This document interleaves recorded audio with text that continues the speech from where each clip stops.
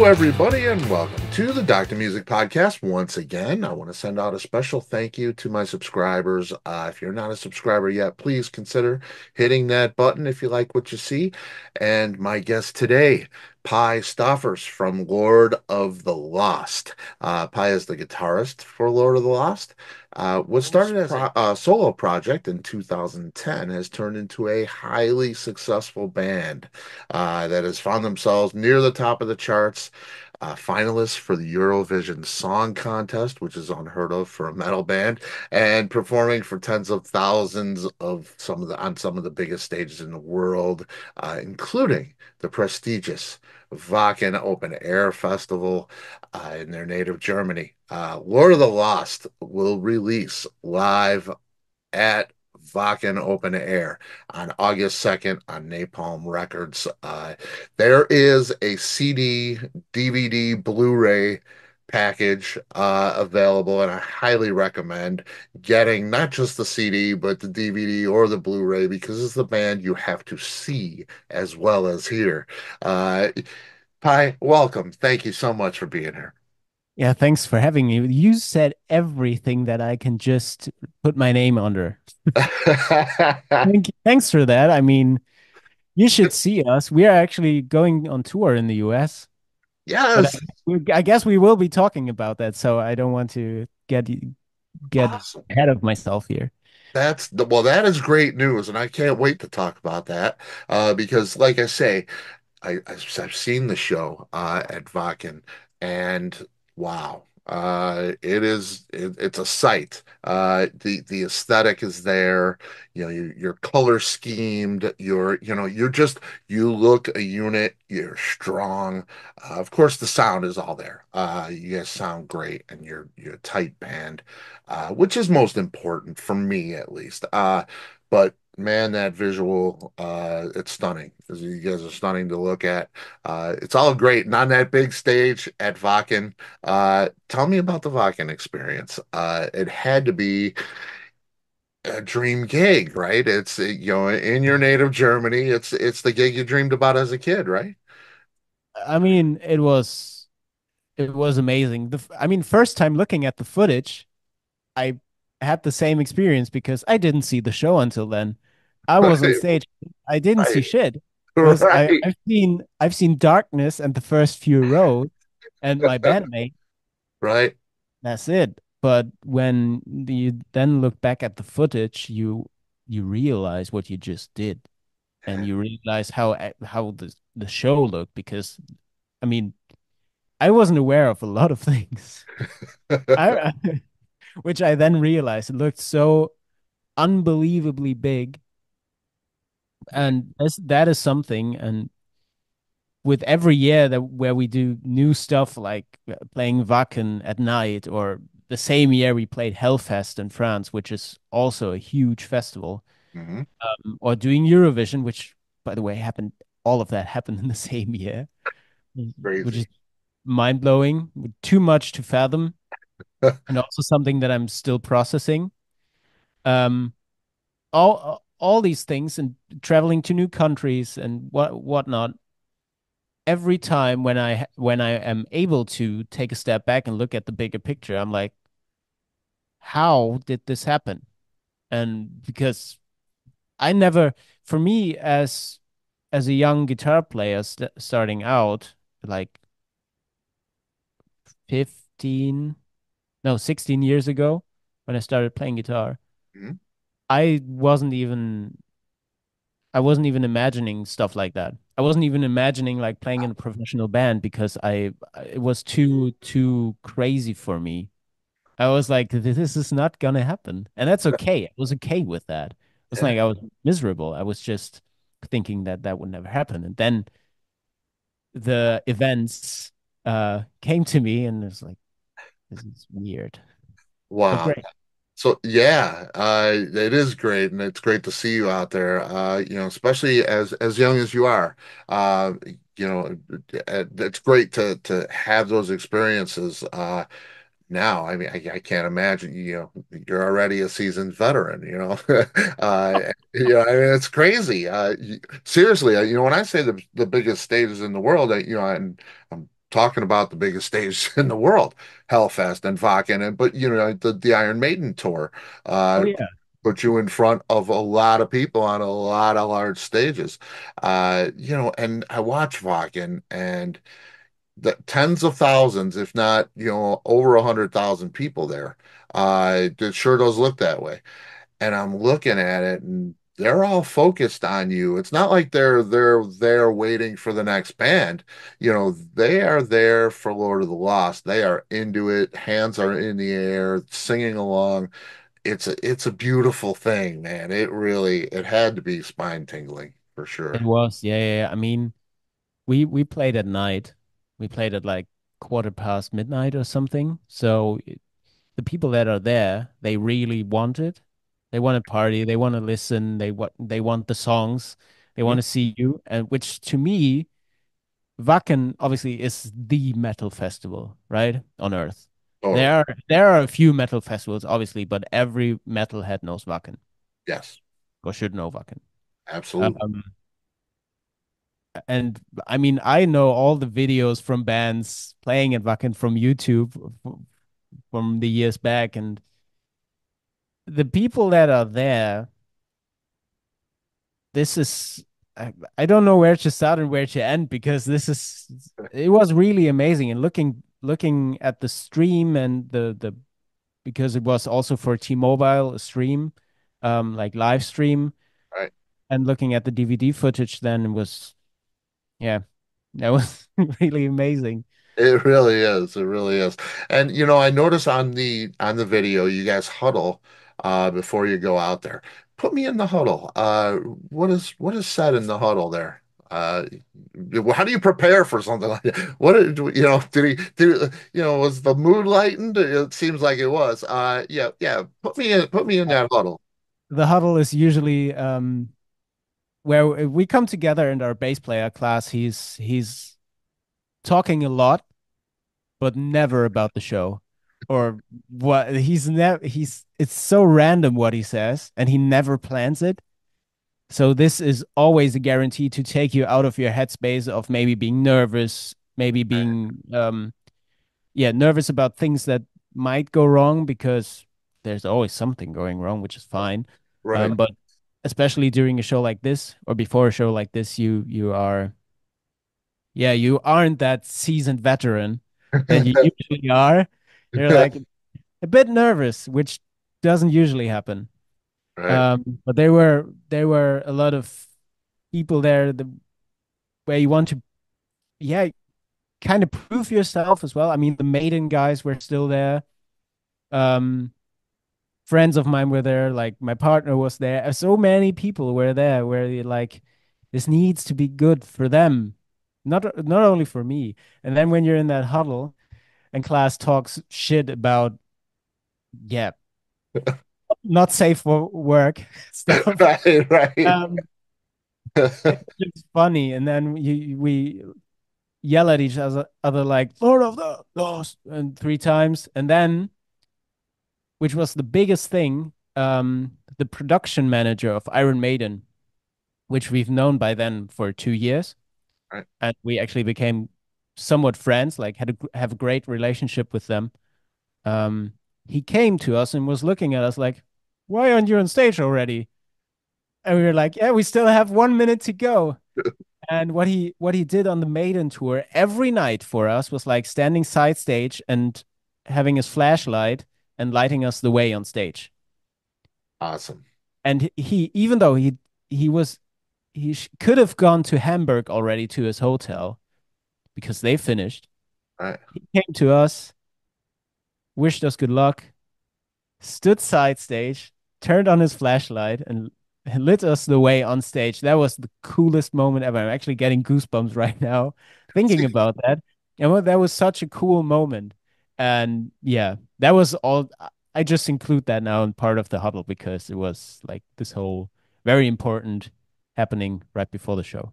that is awesome. And the first intro song on the record is Lighting the Way. That's where it got the title from. That's awesome. Afterwards, we thought of that because the intro doesn't have a name; it's just an intro. Right. And now it has a name because, yeah, Wow. thanks to Gary. Man, that is awesome. And that's family stuff. That is friends that are like family. They obviously love you guys and want to see you succeed and it's just man, I love seeing that camaraderie and that stuff between bands and it's great.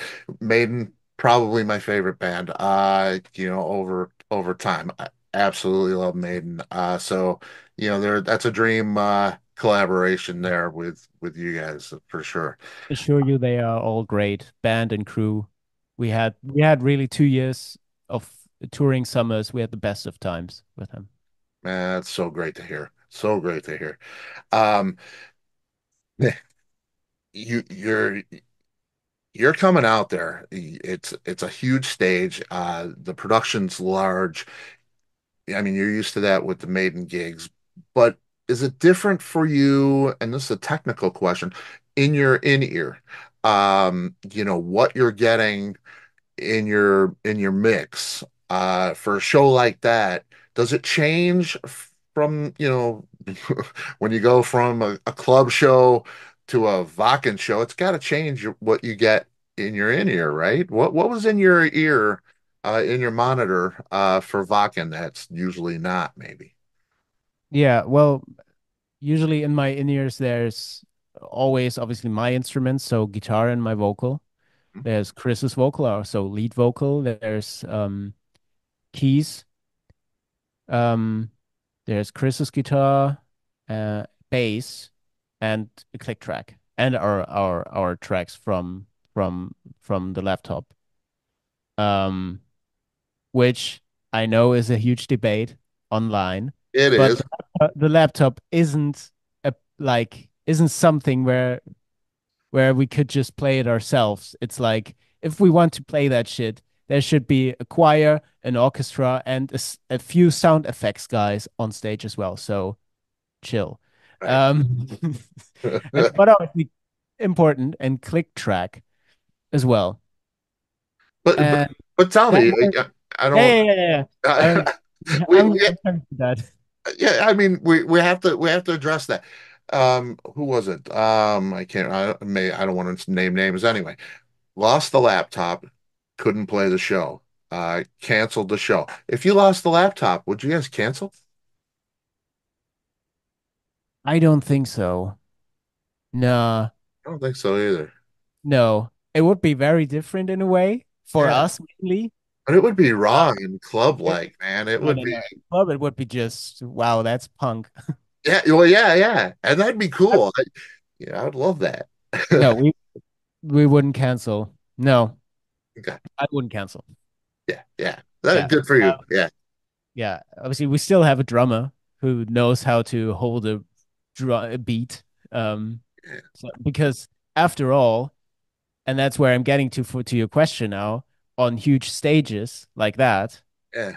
because it's not a club, I don't hear the drums anymore. Really? Yeah, I don't hear them anymore. I need them in my Wow. ears. I usually don't have them in my ears because Right. because Nick, our drummer, he is a very loud drummer. But when we play like clubs and bigger rooms, still I hear him no matter what. Um, Yeah, usually that's all you hear, right? I mean, on smaller. I mean, depending on the in-ears, you are kind of covered, and it's very isolated, so you're good, but you feel them as Yeah, well. But on huge stages, the drums are far away from me, so I don't feel them or hear them. And the sub bass, yeah, the bass speakers, subwoofers. That's the oh yeah, subwoofer. yeah. The subs, they aren't under the stage; they are in front of the stage. So when they Oh, are under the stage, you feel them, and you always have this physical response, which is nice, which I like, which our singer doesn't like, for example. Um, but when they're in front of the stage, you don't have this response either. So I need drums in my ears and I need more bass in my ears. wow. That's the key then. There's a lot going on in that ear. Yeah. Wow. Yeah, that's and I think the normal, the casual listener, the casual fan doesn't really think about that kind of stuff. And just like I didn't think about you not seeing the show. Yeah. Uh, it's like, of course you saw the show, you were there, you're on the stage. Well, that's just it. You're not looking at it. Always what I want to, what I'm saying, I always want to see my band live sometime, but I can't. I will never be able to. Yeah, that's pretty wild. That's pretty wild. I never really that never really was a thought. Yeah, it's a shame actually. You guys, like I say, you look great out there. Um, Picking a set list. I know Chris picks the set list usually. Was there a strategy when picking the Wacken set list? You're at a metal festival. Did you have to pick, you know, the most metal stuff? Now I noticed there aren't any songs from Judas, and I kind of wouldn't expect that. Judas a little darker, a little more of a moody, conceptual kind of thing, but a big record for you guys. But it's not anywhere to be found in the Wacken set list. So take me to when you see the set list for the first time, does it make sense? Was there an open strategy from Chris that, this is what we're going to do for Wacken? I'm currently thinking about the fact that there was no Judas song on there, like from the album, because Yeah. that was not a conscious decision. It wasn't. We for every year, for example, we have like a live pool, like we call it a live pool, where it's all the songs in there that we are playing that year. Mm. And there were songs of Judas in there as well, like the Gospel of Judas, and Uh, I think a few more. Um, there is a strategy there to like we since we have so many albums already, they are all very different or kind of different in a way. We are able to cater to very different audiences. So when we're obviously at like a gothic festival, we're probably not gonna play songs like Ruins, which is a song in drop E, very low, very metal, very raw in a way. Perfect for Wacken, at least in our opinion. Um, so we have to find a balance between this is cool for this festival, this is cool for us. Um, this serves like the atmosphere and like the yeah the set list, like where it is in the set list is also very important at times. But then again, you don't want to bend too much to just for a festival because it still has to be you at that certain point of time. If we could also just play our most metal songs and that's it. right. But nah, Yeah. also would because we can pull off playing Wacken and still like play very, very melodic poppy songs. That's all right. Something like Airs on Airs. Exactly. Exactly. With Blümchen, the the happy hardcore icon from the 90s, she's still very successful. But yeah, like that, exactly. And And everyone was partying. It's like it's a techno song made metal. So it's so cool. It's great. That's one of my favorite parts of the set. It's just great, and I'm an American. I'm here, in the middle of America. I don't really know who Bloomchin is. I mean, I know, but not. I'm not really familiar with her music, and I wasn't really familiar with the song. It just that stuff just didn't make it over. There's stuff that doesn't make it to us, just like we have stuff that never makes it to you. And that's just one of those. So it was a treat. It was a real treat. I said, I knew, she's a pop icon. She's not metal. Um, Having her out there, what was her feedback? How was that for her? Did she share anything with you guys? I mean, it had to be, I mean, she's been doing it a long time. She's seen a lot of audiences, But has she seen Wacken? Oh, it was her first Wacken as well, and I mean, we incorporated her for the whole day. She was like a band member that day. That's So we cool. did interviews with all the interviews with her. We had like a signing session with her. So we did everything with her together, and obviously, she her feedback was, "Wow, this is one of the nicest festivals ever because the people are so calm. They're very nice. They're very Excellent. considerate and very open. I mean, it's not something that you see every day in the metal community, even though they claim to be very tolerant of everything. However, as tolerant as they are, they're also as gatekeeping. Mhm.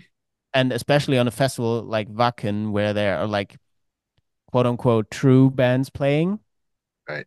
whatever that means. Um, that's an important discussion, but a different discussion.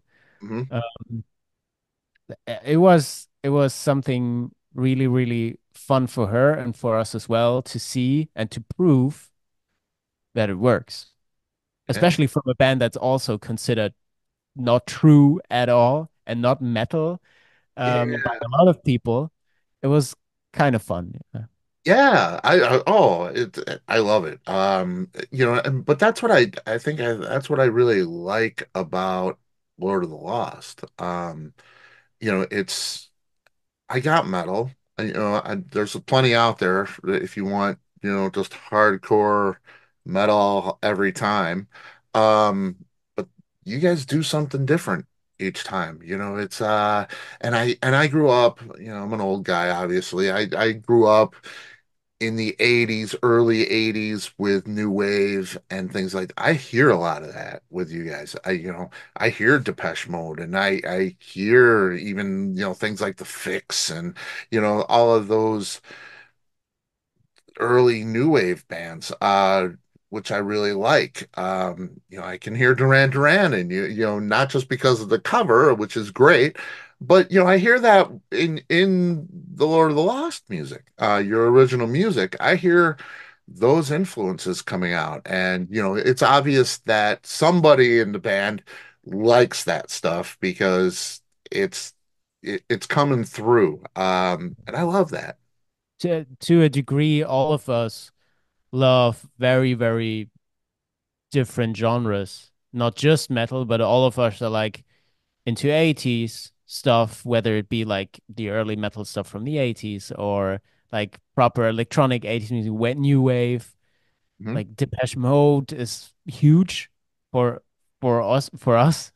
Even though I wasn't born in the 80s, I was born in the 90s. Right.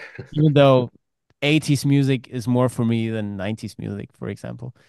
Um, but we all have way more influences than just metal, and that obviously shines through, and we actively try to incorporate that we're drawing from everything. For example, um, probably not going to see the light of day ever, but like I draw no different verb. I listen to a lot of Latino pop recently, Yeah. whatever reason. Very commercial Latino pop like Bad Bunny, Rosalia, and stuff because it kind of reminds me of Barcelona, which is a city that I really love, and where I go regularly. And the music is so multifaceted. It's so interesting because it's so different to metal. And you don't have to write like a metal Latino pop song. You don't have to do that, but you can draw influences from that and put them into songs. Mhm. And whether they turn out as a great song or not, you can do that and try if it works. Yeah. I And you can do that with every genre. totally. I mean, you see this room, it's not all metal. You know what I mean? There's a A lot lot of of music here, music. and I need those different types of music. And now I don't want every type of music in one band, maybe, but Sure. it's nice to have different flavors thrown at me. And you guys do that, and I appreciate that, for sure. Um, The press release I have says that this may be the final release as a five-piece band. Um, you add a sixth member, another guitar player. Yeah, we did already. Eh, Yes, my guitar tech and our stage manager, Benji, he joined officially on March 20, I think. It was the first show of our like 15 years tour this year, like through Europe. He joined officially then. We knew it since September last year. So it was a long time coming. But yes, we are a six piece now. And mainly he's my brother in crime with on the guitar, which I love. I yeah, love having two guitars all the time in my ears, like hand, left and right, which is nice. yeah. Um, he also does backing vocals and additional synthesizer. Wow. Yeah, Wow. and he's a great musician. I mean, So, he, yeah, no, please continue. well, and I'm just thinking about your role and even writing and the way songs are going to be formed. Now, of course, in the studio, you can layer guitars and but for live, that's gonna that's gonna add a lot of things for you, a lot of options.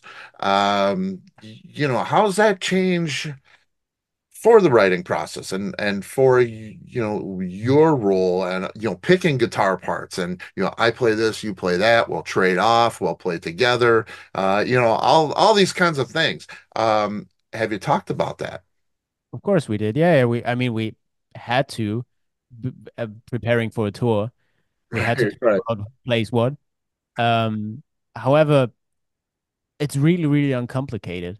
It's more of what do you want to play? No, what do you want to play instead of I want to play this. Right. It's very, very, it's very organic because it's some points he knows what I want to play and I know what he wants to play, and then we're just like, yep, do it. It's whatever. I mean, it's our band. Yeah, It's gonna be okay. it's If I don't play a solo, I'm very fine with that. I don't need guitar solos to be played by me. yeah, that's There it's are some where I'm like, so I played them forever, so I might as well keep doing it. So you don't have to learn them, so you right. can focus on other stuff. But solos that come up, sure, go ahead, play them. What about writing new music? Now, like I said in the intro, it started as a Chris solo project. It is not that now. You guys are a band, and a band of brothers, which is really, really great to hear and see. Um, Writing process for you guys. Everybody collaborate, or how does that work? I mean, everybody can collaborate. Um,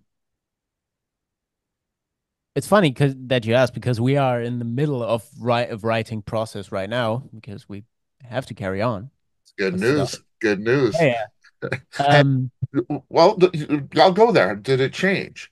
Now that you have somebody else, you have another guitar player, keyboards, and some things that you can do. Is it different than Blood and Glitter writing session? It will be. It's to the writing sessions for Blood and Glitter will change in terms of the whole vision. It's not going to be as glittery and blood and red and gold Right. at all. We maxed that out and we're done with that. We feel like we said everything there that we want to say with this vision, with this aesthetic, with these songs. So we're going somewhere else, which we like to do. We like to change. Um, However, in terms of writing, it's kind of similar in the way we are doing it because we always meet up in like two or three people groups, and changing them. Like Chris and I meet up, Benji and Chris meet up. Um, Actually, the day after tomorrow, I will meet up with Benji to write. Um, so there's always these small working groups, and we bring material and try to make it work. I mean, we can now write, which we honestly always did, without thinking too much of, is this playable? Because we have two more hands and a voice more in the Right. band. However, when you compose certain guitar parts and stuff, you can do funny stuff like a twin lead part, or you can do that now, which is nice, and I enjoy that a Yeah. lot. Yeah. That's great. Yeah, I really look forward to that. Like I say, that opens up a whole different thing for everything. And also new influences and new sounds that Right. he has, that he likes to work with, that he brings, and like certain stuff that he usually does in his songwriting, where he's like, let's do it this way, and Yeah. then combining that with all our ways of writing songs. I mean, Benji wrote songs since 2019 with us. So, Oh, okay. yeah, yeah, Oh, wow. yeah, yeah, yeah. That's cool, Um, man. but That we know each other. Yeah, yeah, that's damn, that's it's like a family, and that's it's so helpful to have that chemistry for It's sure. very important, Yeah, I mean, you can especially have when you're on the road for weeks and weeks on end in countries that you don't know yet, like the US. yes, yes, and there's always a bus breakdown, right? Uh, Yes. Yeah, that's you have to be able to get along. And I mean, you can have the greatest players in the world in the same band, and it's not going to be great if they don't gel, if they don't play off of each other, if they don't play as a band. So, that's it's huge. It's great to hear that you guys have that kind of chemistry. There's an odd guitar on the stage at Wacken. Chris plays it. It is a three-string baritone Hellcaster Faust. Uh, Yeah. right? Am I right? Yeah, you are correct. Yeah. It's Okay. good. Cyan Guitars out of Germany makes that Exactly. if I'm correct. Very different, very odd. You're a guitar player. Have you touched it? Have you played it? Do you like it? Tell me a little bit about that. I don't know that I've ever seen a three string baritone. I mean, I play. Yeah, I've known it since it was built. Um, I don't like how it plays. I would Because imagine it's one of those polarizing things where you either yeah, love it or you hate it. yeah, it's. I mean, it does perfectly what it should do. I mean, there's three things on there, and if you know a bit about guitar playing, you need three strings. You don't even need three strings. You need two strings for a power chord, which is the most common thing in rock and metal music. Mhm. So since Chris plays only guitar here and there and mainly like rhythm stuff, um, that's all he needs, and that's what he found was cool to combine with like a baritone scale length and like bass tuning pegs and stuff, so you can put thicker strings in there. Yeah. Um, I yeah, saw it and I was thinking it was like a drone instrument, for that heaviness that I thought it was a type of bass. And then I got to, I did the homework on it a little bit and I said, wow, that's a really interesting instrument. it is. Yeah, yeah, yeah. It's for what it does, it's perfect. Yeah. For me, it's not, but I don't have to play it. I have my own cyan guitars. Yes. Yeah. Yes. And, at least six strings, right? Yeah. Yeah, yeah, yeah. When I'm lucky, they always have six strings. If one breaks, then I And can count it. and like I say, you have to get the DVD or the Blu-ray because Chris gives those strings a really good pull at the end of that show. It's fun to watch, I gotta tell you. Yeah, he likes to do that It's sometimes. so metal. It is. It is. It I is. I don't like to do that because usually, I mean, I could have done it at Wacken because it was the last show for the summer, but usually I am the one You who got to is string strumming your. my guitars. Gotta be smart here. Yes. I love it. Um, you've been asked about the possibility of singing in German. And that is your native language, right? You're all from Germany. You were pretty adamant, from what I heard, that that will never happen. Is that, yeah, you seemed very opposed to that. Um, I'll ask you again. Do you do you see that happening? Possibly, if it feels right. Would it ever feel right for Land of Lord of the Lost? I don't know if it would ever feel right. I want to say never. However, for 15 years now, it didn't happen. And it didn't feel True. right. And even though we're not native in English, however, Benji is, he's half British. British. Uh, I like that. yeah, he's half British. Even though we're not native in that language, it we kind of feel like this serves the purpose of a music better and feels better when writing lyrics, especially for me. I write um I, if I have to imagine right now writing lyrics in German, I wouldn't know what to write other than that it would sound very cheesy and like a preschool kid would have written it. And maybe some people think that about lyrics from us in English as well, but that's okay because we don't feel like it. Well, yeah, that's true. I mean, you have to own what you do. You have to love what you do, for sure. Yeah, I hear the German language as an American, as somebody who does not speak German. But I hear the language and it always feels strong. No matter what you're saying, it always feels strong. Yeah, if I had to pick a metal language, it would be German. It's just, you have to dig for those words. And I would just imagine, the comfort level with the language is there for you. Um, it's a strong, I see it as a strong language, but you actually know, you put the words together and that's a whole different thing. I just hear these sounds and they all sound, It so. is a pretty hard sounding language Mhm. in a lot of times. I mean, there are things that don't sound hard at all. But usually when you can put it, I think you can put it greatly to heavy music because it's very not edgy in the sense of over the top, but very, yeah, it has its rough edges. Yeah. That's certainly true. Um, but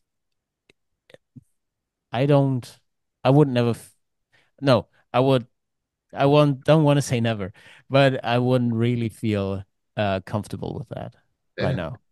Yeah. And that is good. I don't, because it sounds great in English, for sure.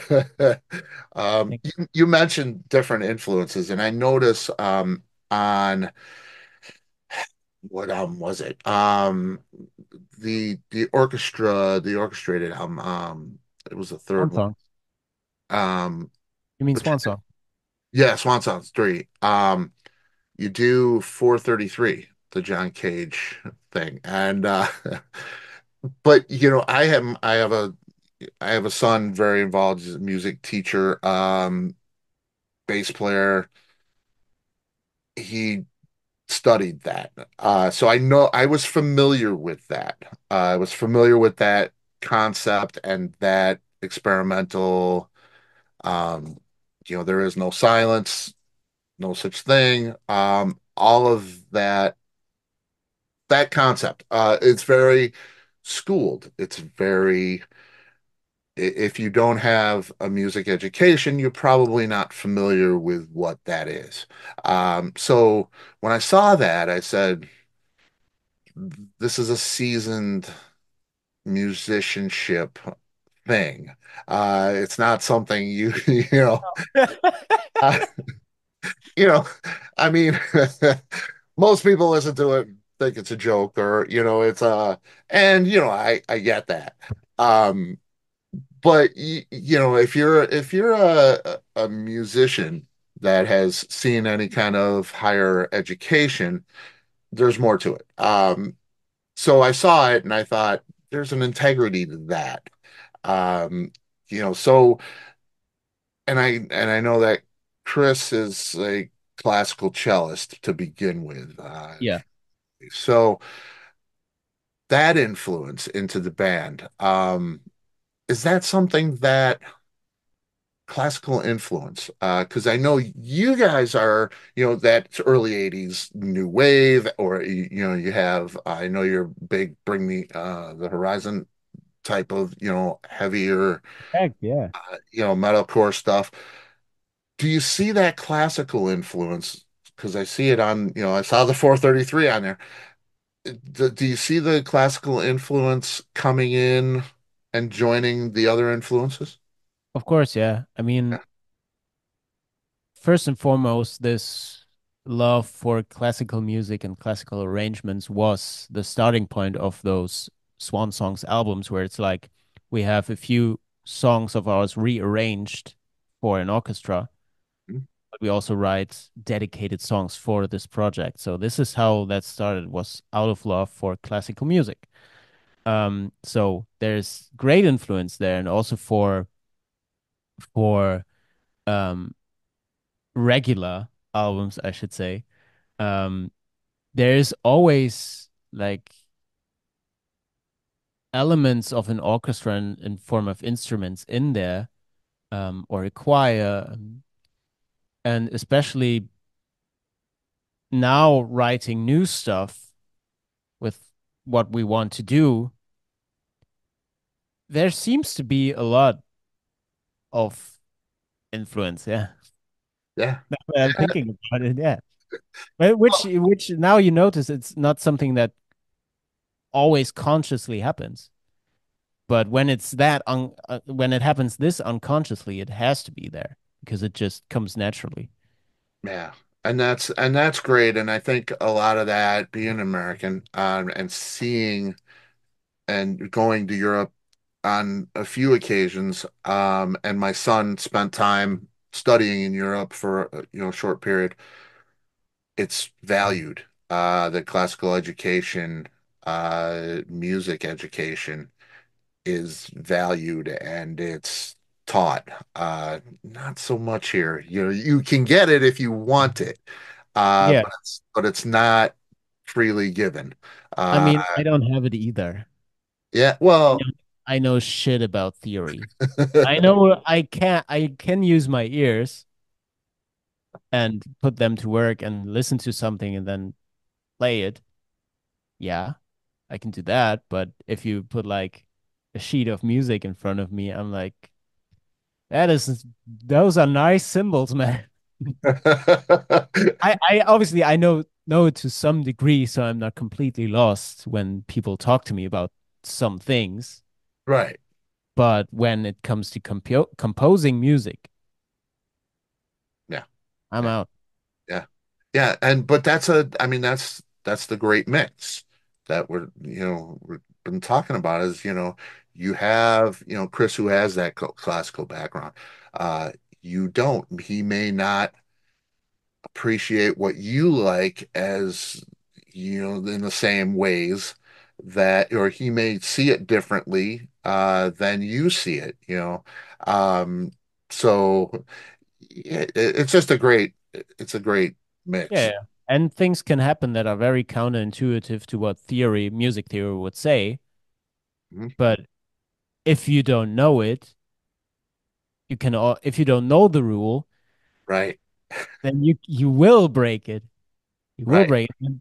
And to a certain degree. That can be really cool. Yeah. Well, yeah, and sometimes, like somebody who's classically trained, if they're breaking a rule, it may bother them because they know they're not doing it right. Exactly. But then again, it's music. So in music, there rarely is something wrong. It's just subjectively It, not your taste. it's art. Yeah, it's art for sure. It's interesting what you guys bring to the table. It really, really is. When we talk about intent, I see the transition from Judas, which is black and white. It's deeply religious overtones. It's a gothy kind of dark thing.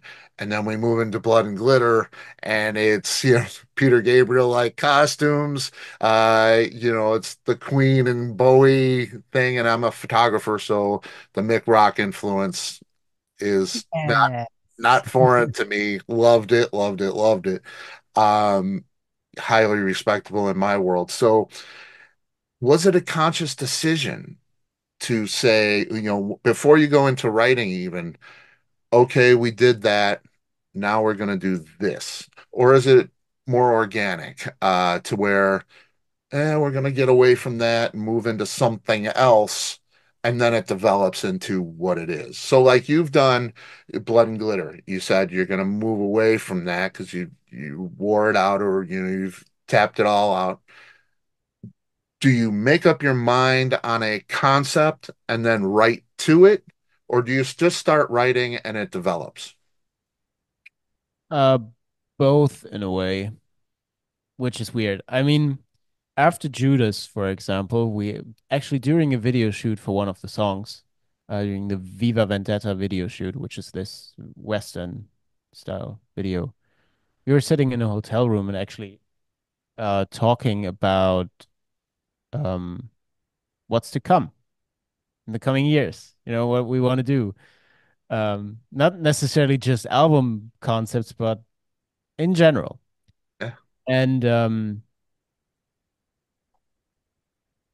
we talked to, I mean, it was a Judas video shoot, and we were talking then already about, you know, Chris was saying, I found this photo book from McRock. It's called Blood and Glitter, and we want to do. He liked the art, and he obviously liked the aesthetics, and he showed it to us, and we're like, yeah, that's cool aesthetics and stuff. But we were at that point we were only sure that we like it. Um, and that we can do something with it, but we weren't sure that we will be all red and gold. And so you have like this base that you have. Then when you talk about it, you envision stuff. You don't have the final product, obviously. So that comes with the process. Even so, same right now. During Blood and Glitter, Chris and I talked about what's what's very, very much the opposite to this.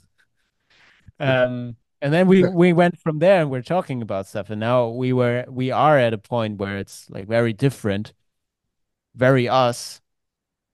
Still, it's obviously not the whole thing already right. because we are just in writing process and are still talking about the aesthetics. So we always had a base Yeah. of what's the idea. And in this universe of that vision, I call it, um, Mhm. we are free to do whatever we want to do. It, it I said that in a very, very complicated way, but I guess you get the point. Yeah, totally. And it's a great way you said it. And that freedom is great. And I've always got that from you guys.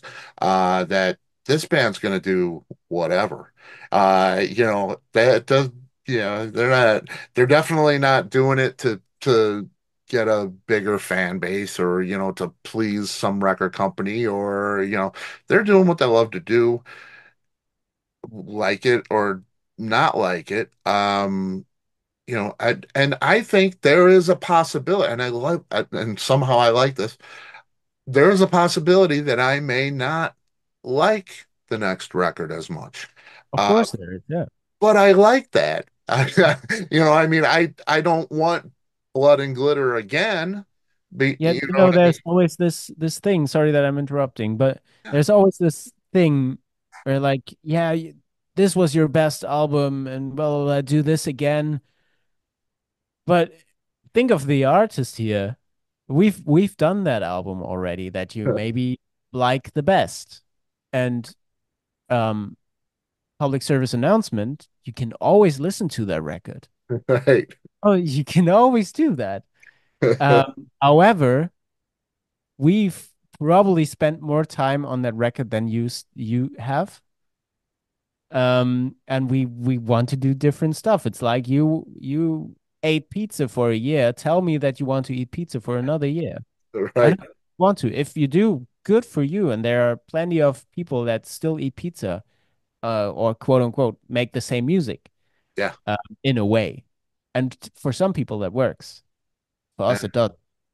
Yeah. And it's completely fine if you don't like the next album as much as the previous one or you hate it, but that's very, very normal.